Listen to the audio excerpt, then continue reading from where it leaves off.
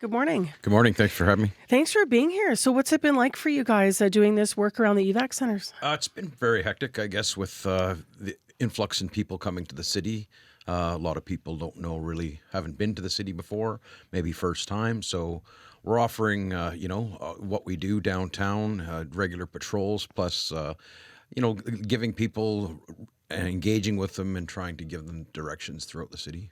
What are some of the things that you're helping with? Because as you said, like we have to remember, people are coming from small communities where they're beautiful in many cases, communities where you're walking freely, everybody, you're in a wild area that's just beautiful. So the city environment would be so different. What are you trying to help people with to understand? It would just be for us to make those connections, to let the people know that we're around, we're a presence, that they can count on us if they have any questions and concerns. They can come and talk to us. We can help them with some minor medical stuff, things like that, directions, and just advice if they need. Yeah. To the safety issue, which we've done a lot of reporting on and the Premier spoke to yesterday, what have your patrols been hearing and seeing around the evacuation centers of concern? Oh, I guess there's a lot going on with the influx in people coming to the city, that there's going to be some of the problems that are already existing in the city.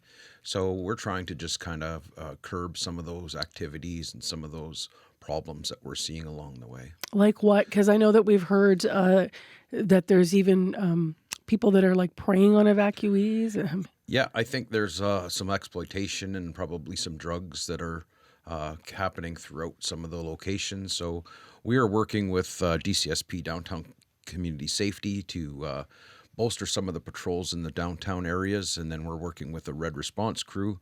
They handle more of the exploitation side of things and what goes on with that.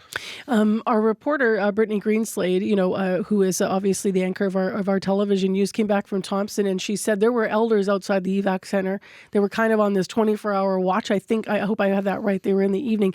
And so it was like if on the other side, a young bored, person, we can imagine this, young bored teen might slip out. The elders were like, back in there with you. What's the nature of how community's helping community and, how you're trying to support that?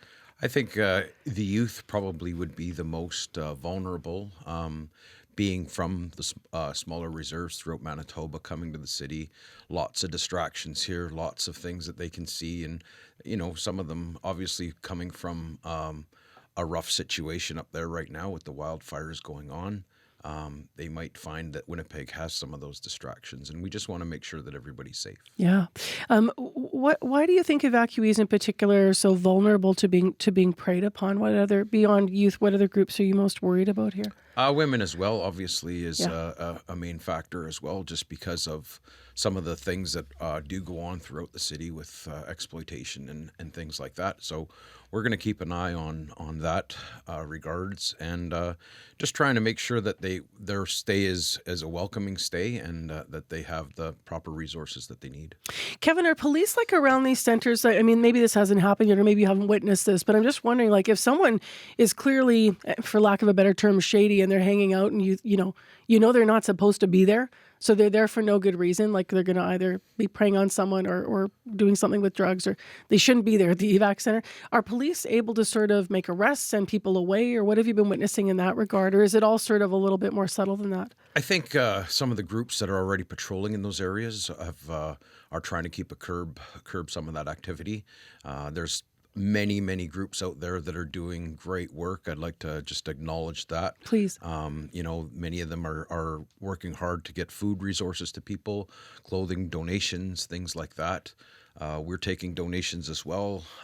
But I think the main thing is just to make sure the safety of the people coming in from some of these northern reserves that haven't had much experience in the city. So. Yeah. How important is it that, because many of the evacuees, are Indigenous peoples coming from First Nations, what's the importance of having Indigenous safety officers there? I think it's huge. It's anywhere if you're from a displaced community and you come into the city, it's always nice to have that friendly, welcoming face, familiar, and some of our values are the same, and we can negotiate some of the issues that they may have and some of the concerns. Thanks for the work that you're doing. Thank you for having us. Thanks for being here. Miigwech. Miigwech to you. That's Kevin Walker, CEO of Bear Clan. We've been covering this week a lot of the aspects and ways that community organizations like Bear Clan, but also like police and other volunteer and nonprofits have been coming together to try to wrap really their arms around evacuees in the many ways and keep them safe here while they're in Winnipeg and in other communities as well. For some of that reporting, by the way, I mentioned Brittany's reporting out of Thompson. You can check cbc.ca/Manitoba.